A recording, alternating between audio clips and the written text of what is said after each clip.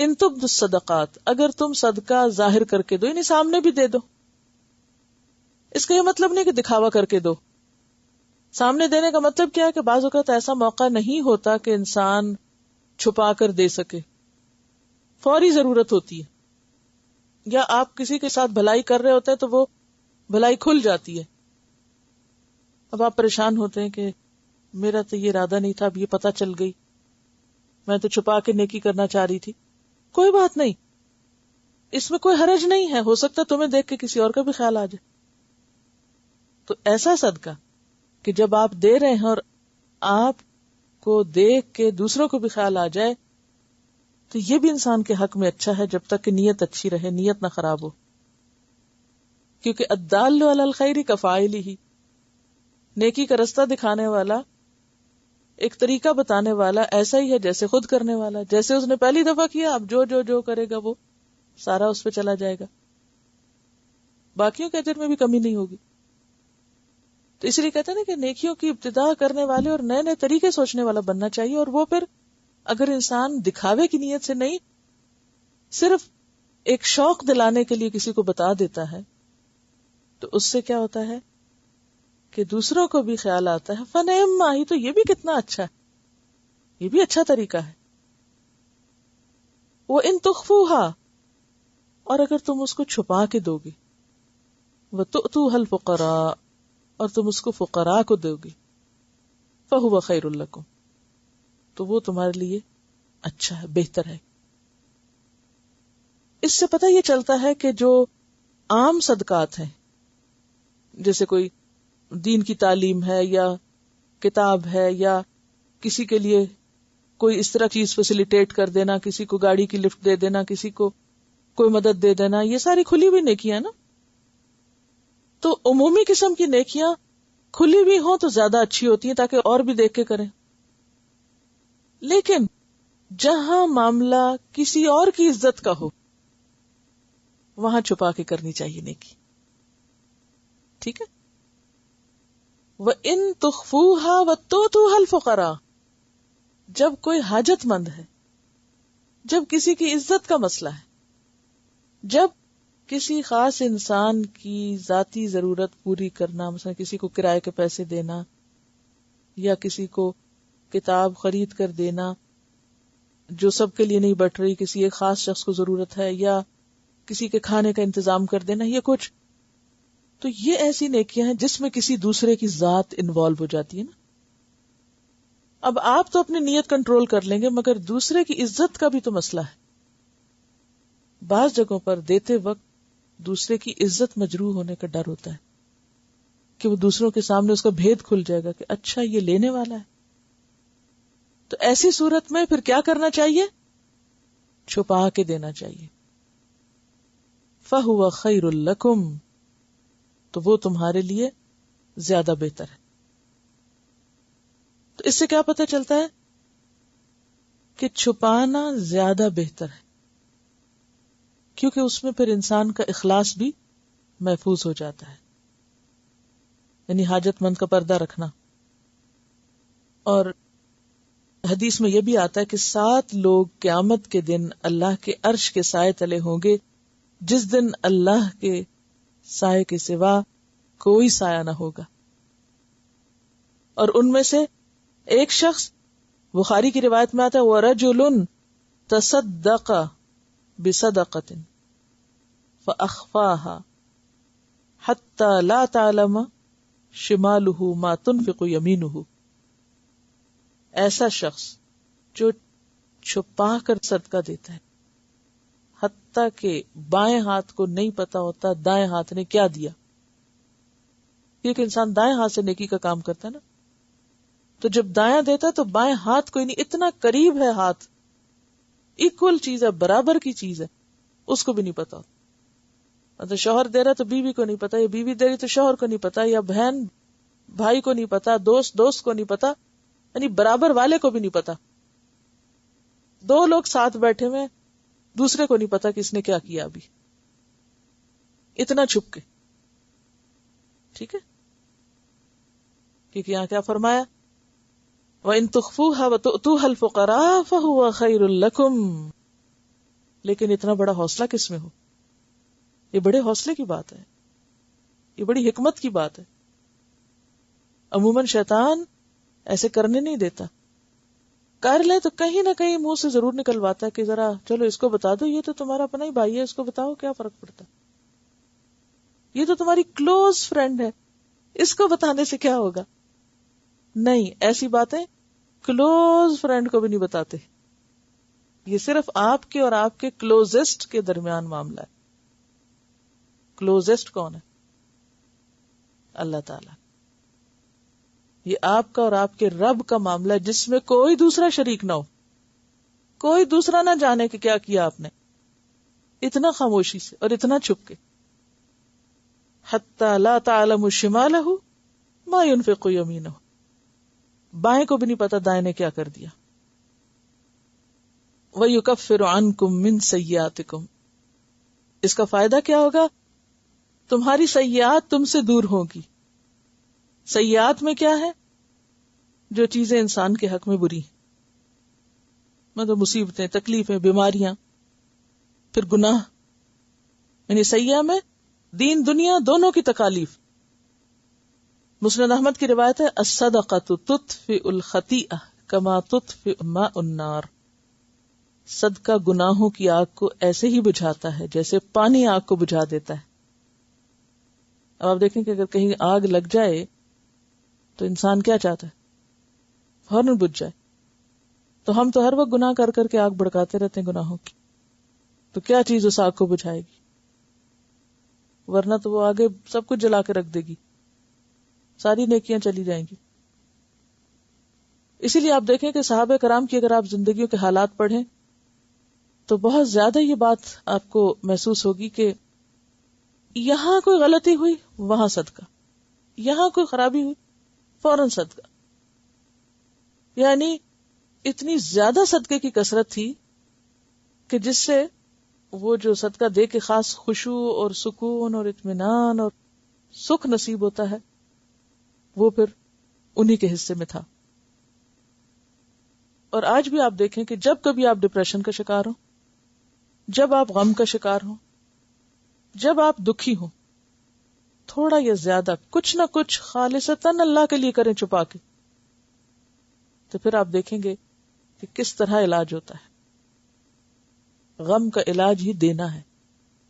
کچھ بھی دیں، چاہے ایک اسمائل ہی دیں، کیونکہ عام طور پہ کیا ہوتا ہے جب انسان غمگین ہوتا ہے اسمائل کرنا ہی بھول جاتا ہے، اسمائل بھی نہیں دیتا. اسمائل کرنا بھی تو صدقہ ہے نا. اگر مال نہیں ہے آپ کے پاس اسمائل کریں. کیسے؟ کیا حدیث؟ تبسمک فی وجہ اخیک صدقہ، تمہارا اپنے بھائی کو دیکھ کے مسکرانا بھی صدقہ. تو بہرحال ایک اور بات جو اس آیت سے پتہ چلتی ہے وہ یہ کہ اعمال کے بھی درجے ہیں. آپ دیکھیں نا، جیسے میں نے آپ کو بتایا کہ پیغمبروں کے بیچ میں بھی مراتب ہیں، اہل ایمان کے بیچ میں بھی مراتب ہیں، اعمال کے بیچ میں بھی مراتب ہیں. مراتب کا کیا مطلب؟ درجے، یعنی مختلف کاموں کے مختلف درجے. جیسے مثلا کھلا صدقہ بھی صدقہ ہے، اچھا ہے، بہت اچھا ہے، لیکن خفیہ صدقہ اس سے بہتر ہے. پھر اسی طرح مثلا زکوٰۃ بھی بہت اچھی ہے، لیکن جب نماز اور زکوٰۃ کا فرق آئے گا تو نماز زکوٰۃ سے بہتر ہو جائے گی. یعنی یہ بہتر ہے، یہ بہتر ہے. تو پھر یہ نہیں کہا جا سکتا دوسری بہتر نہیں، لیکن جب دو کے بیچ میں یہ زیادہ بہتر عبادت ہے. اسی لیے دن میں 5 دفعہ ہے. صدقہ دن میں 5 دفعہ نہیں کرنے کا، 1 دفعہ بھی کر لیں تو بڑی بات ہے.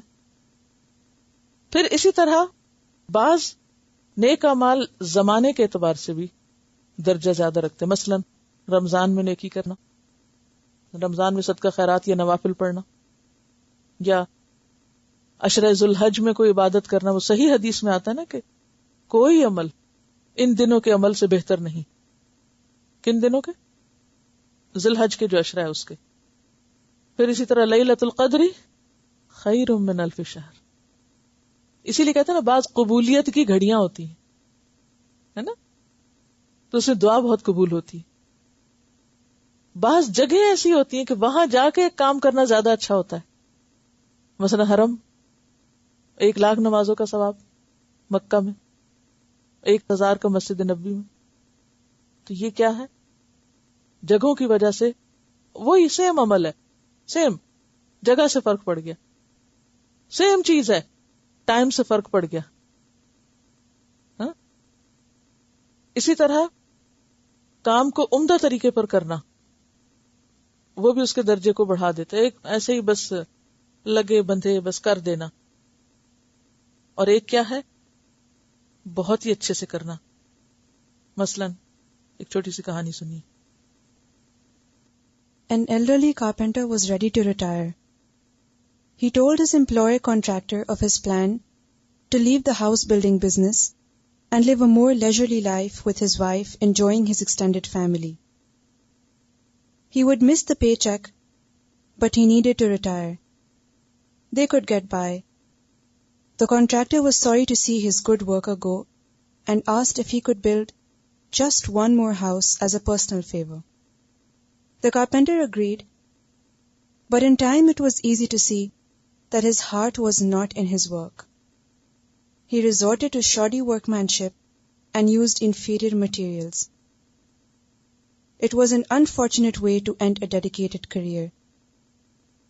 When the carpenter finished his work, the employer came to inspect the house.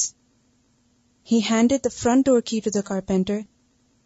"This is your house," he said. "My gift to you."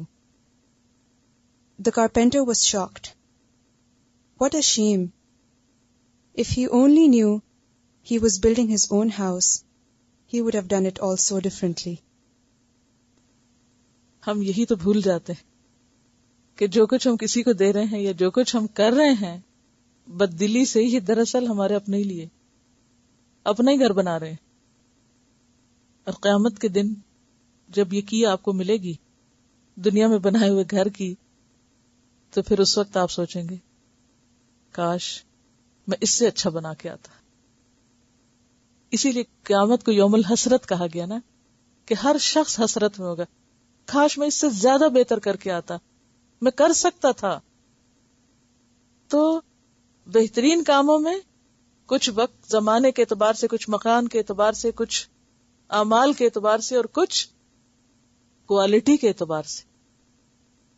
چھوٹا سا کام اگر احسان کے درجے پہ آپ کرتے ہیں، اچھی کوالٹی دیتے ہیں، تو اس کا اجر بھی اتنا ہی اچھا. اب مثلاً آپ پڑھ رہے ہیں، اب آپ کہیں گے ہر بات کو پڑھنے پہ لا کے اینڈ کرتی ہیں، تو آپ پڑھ رہے ہیں، ایک یہ ہے کہ ٹائم پاس کر دے، بس ٹھیک ہے پڑھ لیا ہے، پڑھ رہے ہیں، آدھا وقت بیٹھے، آدھا گھر چلے جائیں، آدھا سوئیں، آدھا جاگیں، آدھا بس جو ہو گیا ہو گیا. نہیں تو جب آپ پڑھ لیں گے نا، پھر آپ سوچیں گے نہیں میں اس سے زیادہ اچھا کر سکتی تھی، I could do it. لیکن جب وقت ہوتا ہے نا، اسی لیے میں نے اس دن آپ سے کہا تھا کہ نہ پیچھے سوچا کریں نہ آگے سوچا کریں. اگر آج کا سوچیں اور آج کا کام اچھے سے کر لیں تو آپ کا ماضی بھی اچھا ہو جائے گا اور آپ کا مستقبل بھی اچھا ہو جائے گا. شیطان کا ورغلاوا کیا ہوتا ہے؟ یا تو وہ حسرتیں دلاتا ہے، اوہ کل کا دن دیکھو نا، تم نے یہ کر دیا، وہ کر دیا، یہ نہیں اچھا ہوا، اچھا ہے کل کیا ہوگا، پھر کیا کرنا ہے، پھر کیا کرنا ہے. بھئی جو اس وقت ہے وہ تو کرو. اگر ہر نماز ایسے ہی پڑھے کہ مجھے یہ نماز اچھی بنانی ہے، تو آپ دیکھیں کہ انشاءاللہ ساری اچھی ہو جائیں گی نا، گزرتی جائیں، جو جس کی ٹرن آتی جائے گی. تو جس سچویشن میں جہاں ہو اس کام کو اچھے سے اچھا کرنے کی کوشش کریں، خالص نیت کے ساتھ اور بہتر سے بہترین. تو وہ پھر چاہے چھوٹا بھی ہوگا نا، بہت بڑا بن جائے گا. اسی لیے بعض اوقات ایک کھجور ایک پہاڑ بنتی اجر میں. کیوں؟ خالص نیت کے ساتھ. ایک صاحب نے ایک مٹھی کھجور لا کے رکھی تھی، آپ نے سارے مال کے اوپر اس کو پھیلا دیا کہ سب ایک طرف اور یہ ایک طرف.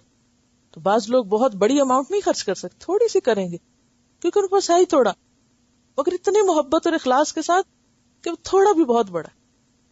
کیونکہ اللہ بے نیاز، اللہ کو ڈھیر نہیں چاہیے، اللہ کو یہ دیکھنا ہے کہ تمہارے دلوں میں کیا ہے، کس شوق اور کس جذبے کے ساتھ تم نے کام کیا ہے. اب اسی لیے جو لوگ محنت کرتے ہیں پھر بھی کچھ نہیں کر پاتے، کبھی مایوس نہ ہو. اللہ نے یہ نہیں دیکھنا نمبر کتنے لیے تم نے، کیا دیکھنا ہے تمہاری محنت کتنی تھی، تمہارا شوق اور جذبہ کتنا تھا، تم نے کتنا وقت لگایا اس کے ساتھ، تمہاری تڑپ کیا تھی. تو ہمیں فکر اس تڑپ کی ہونی چاہیے، اس کی نہیں کہ نمبر کتنے آئے. ٹھیک ہے نا. وہ جو انداز جو دینے کا ہوتا ہے یہ بھی بہت میٹر کرتا ہے نا. یعنی اب ایک اور بہتر طریقہ کیا ہے، کوالٹی میں سے چھوٹی سی چیز آپ اللہ کے راستے میں دیں. نیت آپ نے بہت اچھی کر لی، لیکن اس کے ساتھ یہ بھی ضروری ہے کہ آپ کا انداز بھی اچھا ہو. یہ بھی چیزوں کے درجے کو بڑھا دیتا ہے. اس کو بھی ایک مثال سے سمجھی. A wise man who was traveling in the mountains found a precious stone in a stream. The next day he met another traveler who was hungry, and the wise man opened his bag to share his food. The hungry traveler saw the precious stone and asked the man to give it to him. He did so without any hesitation. The traveler left, rejoicing in his great fortune. He knew that the stone was worth enough to give him security for a lifetime. But a few days later, he came back to return the stone to the wise man. "I've been thinking," he said, "I know how valuable the stone is, but I give it back in the hope that you can give me something even more precious. Give me what you have within you that enabled you to give me the stone." تو اللہ تعالیٰ صرف یہ نہیں دیکھتا کہ کسی نے خرچ کیا کیا ہے، تو یہ بھی دیکھتا ہے کس جذبے، کس انداز کے ساتھ کیا ہے. جو انداز ہوتا ہے نا دینے کا، وہ بھی میٹر کرتا ہے، اور وہ جو انسائٹ ہے آپ کی وہ میٹر کرتا ہے. کام تو ہو جائے گا، کوئی بھی کام دنیا میں رکتا نہیں، کوئی بھی کام ہو جاتا ہے، لیکن جو آپ کے ذمہ آ گیا آپ اس کو کس طرح نبھاتے ہیں. تو چھوٹی نیکی ہو یا بڑی نیکی ہو، اصل چیز یہ ہے کہ اس کے کرنے کا انداز اور اس کے پیچھے جذبہ کیا ہے. پھر اسی طرح کسی کام کو مہارت کے درجے پہ کرنا، ایکسیلنٹ طریقے سے، انتہائی سکل کے ساتھ، سکلفل ہونا، ماسٹر ہونا اس فیلڈ کا، یہ بھی ضروری ہوتا ہے. اب آپ دیکھیں کہ کوئی ماسٹر ہو کے نیکی کمائے گا، کوئی کوالٹی اچھی بنا کے کمائے گا، کوئی کسی طرح، اللہ نے چانس سب کو دیا ہے، اور اگر کوئی ایک بھی چانس نہیں اویل کرتا، کوئی ایک بھی طریقہ نہیں لیتا اس میں سے، پھر کوتاہی تو اس کی ہے نا، اللہ کے دینے میں تو کمی نہیں. اور وہ کیا ہے؟ کسی بھی چیز کے اندر ماسٹر ہونا. ماسٹر، حدیث، الماہر بالقرآن مع السفرۃ الکرام البررہ. قرآن کا ماہر کس کے ساتھ ہوگا؟ معزز نیک فرشتوں کے ساتھ جو قرآن کے لکھنے والے ہیں. السفرہ کاتب، الکرام معزز، البررہ نیک. یعنی ایک طرف اگر کسی کو نہیں آتا، اٹک اٹک کے پڑھتا ہے، تو اس کے لیے کیا ہے؟ دگنا اجر. والذی یتتعتع فیہ فلہ اجران، 2 اجر ہے اس کے لیے، اور اس کے لیے بھی دگنا اجر ہے، بہت اجر ہے، اور اس کا اخلاص اور جذبہ اور محنت اور کوشش دیکھی جائے گی. اور ادھر ایک اور شخص ہے جو محنت کوشش کے ساتھ ماسٹر ہو جاتا ہے اس میں، اس کو پتا ہے کہ یہ حرف کیسے پڑھنا ہے، یہ لفظ کیسے پڑھنا ہے، اس کا معنی کیا ہے، اس کا مفہوم کیا ہے، اس میں کیا کیا چیزیں نکلتی ہیں، کیا کیا احکامات نکلتے ہیں. کوئی قرآن کی آیت آتی ہے اس کو پتا ہوتا ہے ہاں یہ مطلب اس کا، ماہر ہو جاتا ہے اس میں، اٹکتا نہیں، بھولتا نہیں. یعنی ایک ہوتا ہے نا قرآن کو اٹک اٹک کے پڑھنا، کہیں ادھر غلطی، کہیں ادھر گرا، کہیں ادھر پڑھا، اور ایک ہے مہارت کے ساتھ ایک ایک حرف کا حق دے کے پڑھنا. تو اس کا پھر اجر اور مقام کہاں ہے؟ وہ معزز لوگوں کے ساتھ بیٹھ. یہ بالکل ایسے ہی جیسے آپ کسی ایسی گیدرنگ میں جائیں نا، تو جہاں ایک تو آڈینس ہوتے ہیں اور ایک سٹیج پر کچھ لوگ ہوتے ہیں خاص اسپیشل قسم کے VIP، اور پھر کچھ لوگوں کو آڈینس میں سے بلایا جاتا ہے، فلاں سے گزارش کی جاتی کہ وہ یہاں آ کے تشریف رکھیں اس کرسی پر، اور اس میں پہلے کچھ معزز بیٹھے ہوئے ہوتے ہیں ان کے ساتھ، اور اس کو بھی عزت. تو قیامت کے دن بھی معزز فرشتے جو ہوں گے ان کا ایک بلند مقام ہوگا. تو ایسے ماہرین کو بلا کے کہا جائے گا آپ بھی یہاں تشریف رکھیں، تو وہ خلق خدا دیکھے گی کہ اچھا یہ کون ہے.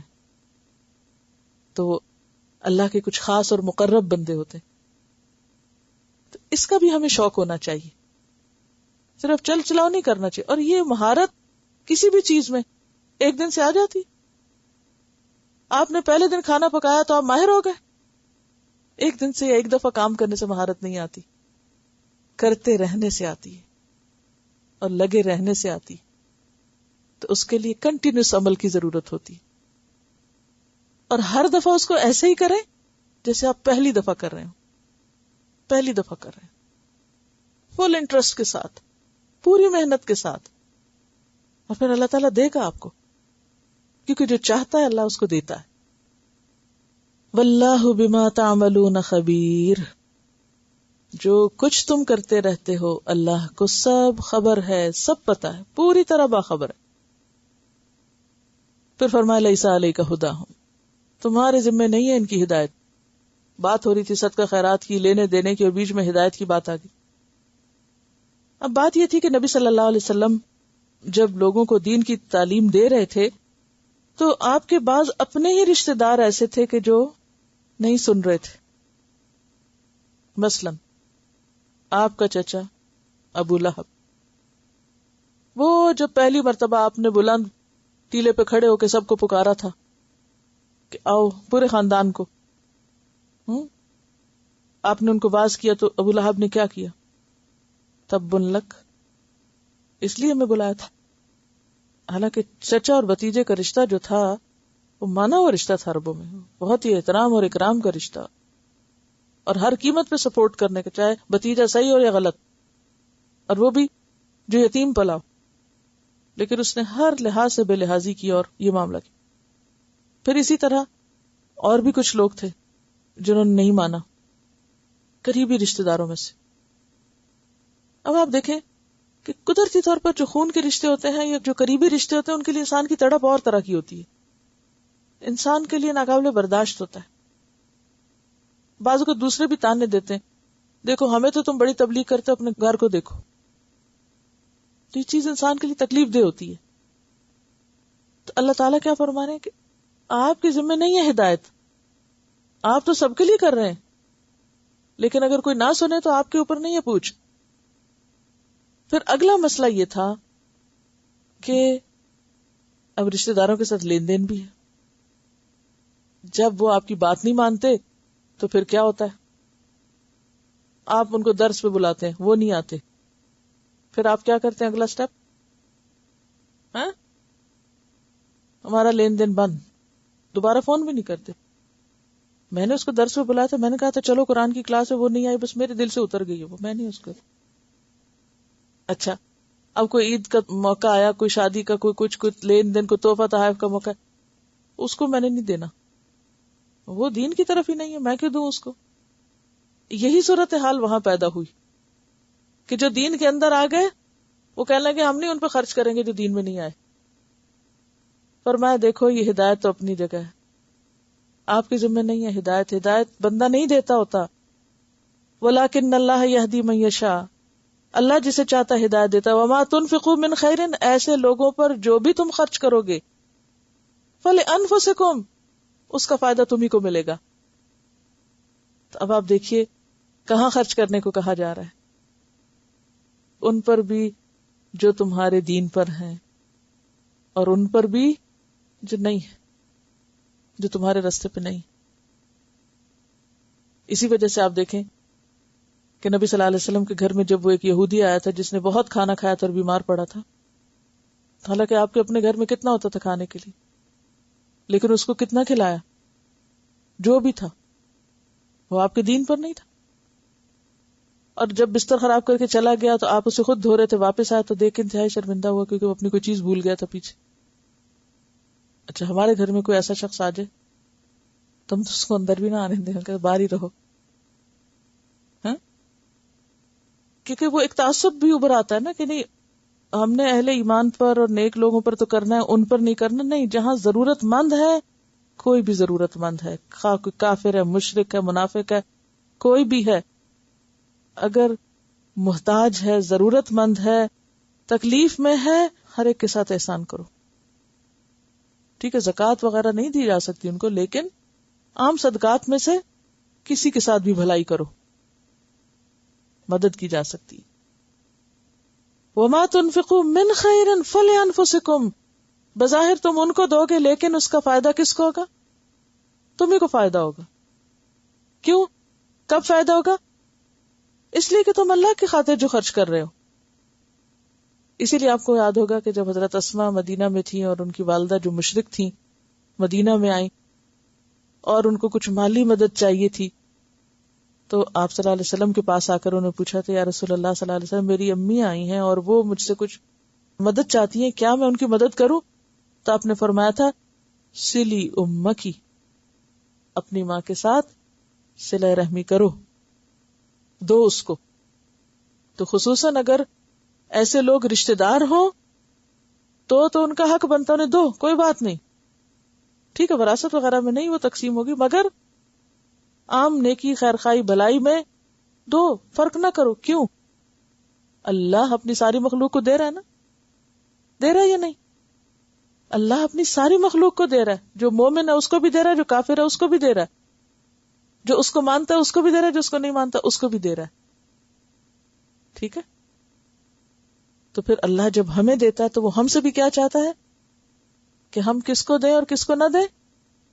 ان کو بھی دیں جن سے ہم محبت رکھتے ہیں، اور ان کو بھی دیں جن سے ہم نفرت رکھتے ہیں. ان کو بھی دیں جو ہمیں دیتے ہیں، ان کو بھی دیں جو ہمیں نہیں دیتے. ان کے ساتھ بھی خیر کریں جو ہمارے ساتھ خیر کرتے ہیں، جو ہمارے ساتھ نہیں بھی کرتے ان کے ساتھ بھی خیر کریں، کیونکہ مومن تو ہے ہی سراپا خیر، اسے تو خیر ہی خیر پھوٹتی ہے.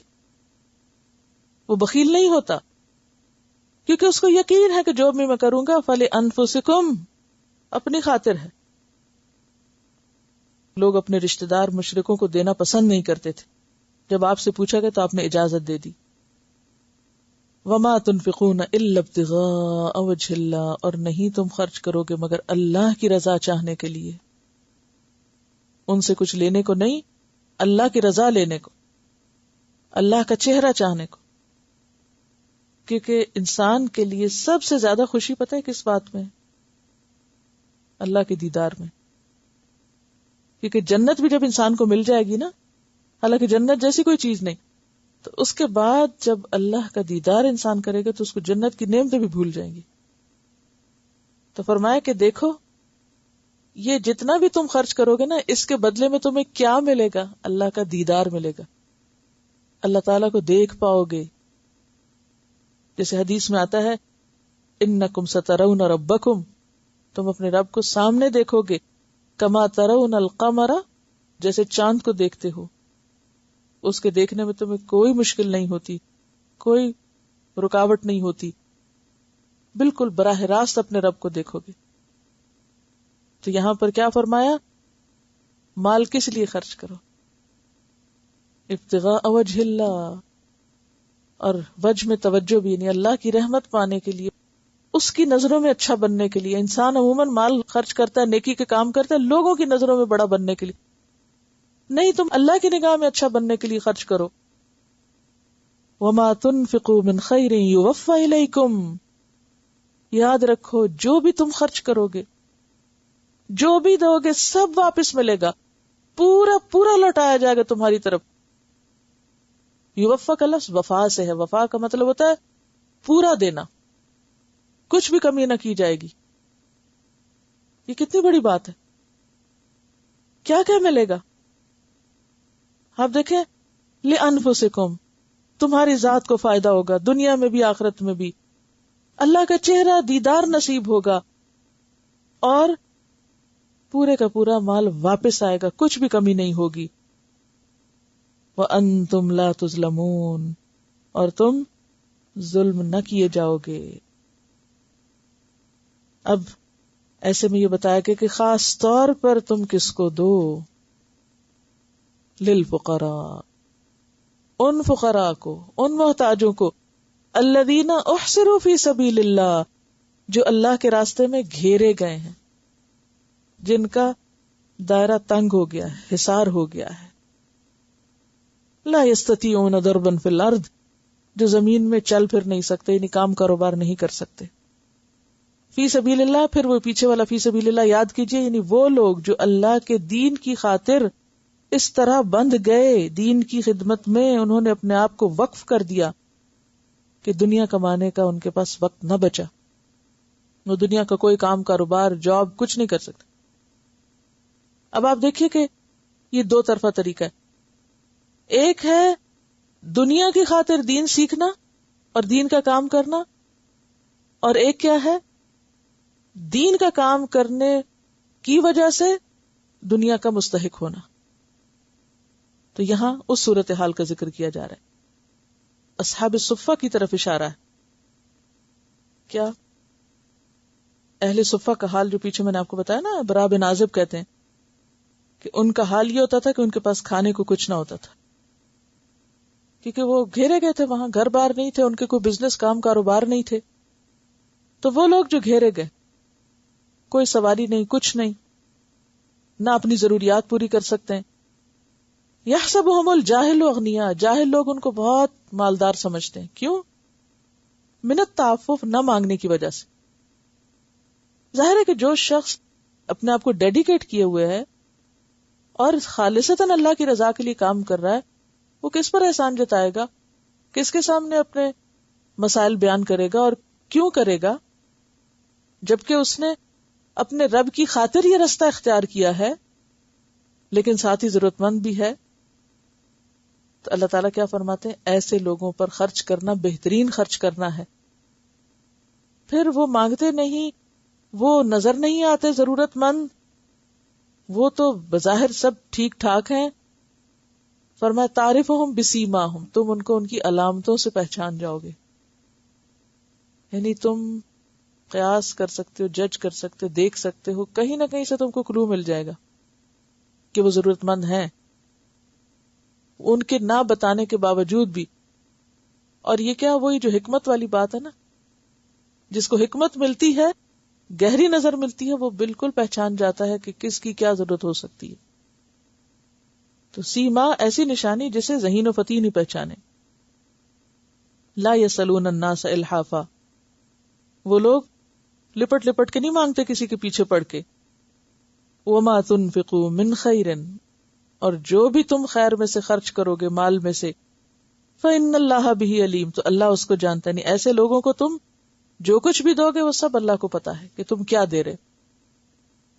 کیونکہ عموماً انسان جب اپنے رشتہ داروں کو دیتا ہے یا کہیں لین دین کے جو معاملے ہوتے ہیں جہاں سے ملنا ہوتا ہے وہاں دیتا ہے، تو عموماً انسان اچھا دیتا ہے. لیکن جب انسان ایسی جگہوں پہ دیتا ہے تو انسان سوچتا ہے ان سے ہمیں واپس تو ملنا کوئی نہیں، ایسا جو بچی کچی چیز ہے جیسی تیسی ہے دے دو، نکال دو اپنے گھر کا کباڑ. کیوں؟ اس لیے کہ ان سے واپس تو کچھ نہیں ملنا. انہوں نے کیا کہنا ہے؟ وہ شریف بھلے مانس دیندار لوگ ہیں، انہوں نے تو بولنا کچھ نہیں، لہذا جیسا چاہو سلوک کرو ان سے. یہ عام طور پر ٹرینڈ ہے ہمارے معاشرے کا، دیندار طبقے کے ساتھ خیر بلائی کرنے کا. تو یہاں پر کیا کہا جا رہا ہے کہ جو بھی تم کرو گے وہ اللہ کے علم میں آ جائے گا، اس لیے سوچ سمجھ کے کرنا جو بھی کرے. بخاری کی روایت میں آتا ہے کہ مسکین وہ نہیں جو ایک ایک دو دو لقمے کے لیے در در پہ جا کے سوال کرتا ہے، وہ نہیں مسکین ہوتا. مسکین وہ ہے جو سوال سے بچتا ہے. پھر آپ نے یہ آیت پڑھی لا یسألون الناس الحافا. اب دیکھیں کہ سورۃ الحشر میں ایسے لوگوں کو مزید واضح کیا گیا کہ یہ کون لوگ ہیں، کن کی طرف اشارہ ہے. للفقراء المہاجرین الذین اخرجوا من دیارہم واموالہم، یہ وہ مہاجرین ہیں جو اپنے گھروں سے اپنے مالوں سے نکالے گئے ہیں، مکہ چھوڑ کے مدینہ آئے ہیں، اور پھر اس کے بعد جب بھی کبھی اسلام کی خاطر ہجرت ہوگی. اب آپ دیکھیے کہ پیچھے آپ سارے وضاحتیں پڑھ چکے ہیں، والدین پہ خرچ کرو، رشتہ داروں پہ کرو، یتیموں پہ کرو، مسکینوں پہ کرو، مختلف لوگوں پہ کرو، مسلمز پہ کرو، نان مسلمز پہ کرو، ہر کیٹیگری کھول کے رکھ دی گئی. یہاں پر صدقات کی جو تفصیل ہے اس کا اینڈ ہو رہا ہے، اور اینڈ میں آ کر ایک اہم ترین کیٹیگری کا ذکر کیا گیا، اس کو پھر لنک کریں امت وسط کے کردار کے ساتھ اور امت وسط کے فرد کی حیثیت سے اپنی ذمہ داری کے ساتھ کہ ہر کام کے لیے کچھ فل ٹائم ڈیڈیکیٹڈ لوگ ہونے چاہیے. اور اگر کچھ لوگ اپنی دنیا چھوڑ کے دین کے لیے خود کو ڈیڈیکیٹ کر دیتے ہیں تو پھر ان کی دنیا کا کیا ہو, ان کی ضروریات کا کیا ہو. تو یہاں اس کی طرف توجہ دلائی جا رہی ہے. اب دیکھیں نا, ہر کام کا ایک تقاضا ہوتا ہے. اگر دنیا کے بھی کوئی کام, مثلاً اگر کوئی ایک سائنٹسٹ ہے ایک شخص, تو وہ پارٹ ٹائم کام تو نہیں کر سکتا نا کہ ہاں میں ریسرچ کروں گا پارٹ ٹائم کروں گا. ریسرچ پارٹ ٹائم نہیں ہوا کرتی, اس کے لیے آپ کو دن رات مسلسل کھپانا پڑتا ہے. اور اگر آپ اس کام کے لیے اتنا وقت نہیں دیتے تو اس کا حق ادا نہیں ہو سکتا. اور اگر آپ پارٹ ٹائم وہاں کام کر رہے ہیں, پارٹ ٹائم وہاں کام کر رہے ہیں, تو نتیجہ کیا ہوگا کہ نہ آپ ادھر کے نہ ادھر کے. تو ہر کام تقاضا کرتا ہے کہ کچھ لوگ اس کے لیے ایسے ہوں جو پوری طرح اسی میں کمیٹڈ ہوں, وہی کام کریں, کچھ اور نہ کریں. اب مثلا دیکھیں کہ مدینہ میں کوئی اسٹینڈنگ آرمی نہیں تھی. اصحاب صفہ تھے جو گھر بار چھوڑ کے آئے تھے. جب جنگ ہوتی تھی تو وہی فوج ہوتی تھی, سب سے پہلے ہراول دستہ, اور جنگ نہیں ہوتی تھی تو علم حاصل کرتے تھے. مدینہ میں رہ کر علم حاصل کرتے, اور جب کہیں جنگ ہوتی تو ساتھ چلے جاتے. تو یہ لوگ جو تھے جو اپنے گھر بار چھوڑ کر آ کر آپ صلی اللہ علیہ وسلم کے پاس رہ رہے تھے, ان پر خرچ کرنے کی طرف توجہ دلائی جا رہی ہے کہ بہترین خرچ یہ خرچ ہے, خرچ کرنے کی جگہ. اب آپ دیکھیں کہ کچھ لوگوں کا مزاج ہوتا ہے کہ دنیا کے کاموں میں ان کا دماغ بہت چلتا ہے.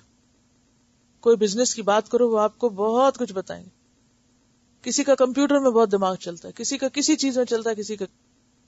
اللہ نے دنیا کے کام مختلف طریقے سے کرانے کے لیے شخصیتیں بھی مختلف بنائی. جیسے زمین مختلف ہے, جیسے موسم مختلف ہے, تو ایسے بندوں میں بھی اختلاف رکھا, ان کی سوچ, ان کے انٹرسٹ میں بھی. کچھ لوگ ہیں ان کے انٹرسٹ میں دنیا کے کام ہوتے ہیں اور وہ اس کے لیے فلی کمیٹڈ ہوتے ہیں, پوری کے پورے اس میں ان ہوتے ہیں. اور کچھ لوگ دین کے معاملات میں عام حالات یا عام روٹین سے زیادہ انٹرسٹ رکھتے ہیں اور فلی اس میں کمیٹڈ ہوتے ہیں. انہوں نے دین کا کام اس لیے نہیں اختیار کیا تھا کہ انہیں کوئی پیشہ چاہیے تھا اور کوئی پیشہ نہیں ملا اور اس میں فیل ہوئے تو وہ اس میں آ گئے. انہوں نے اس کو ایک سوچے سمجھے, ایک تو ضرورت کے مطابق یعنی دین کی ضرورت کے تحت, اور دوسری طرف ایک خاص ایپٹیٹیوڈ کی وجہ سے اس طریقے کو اختیار کیا.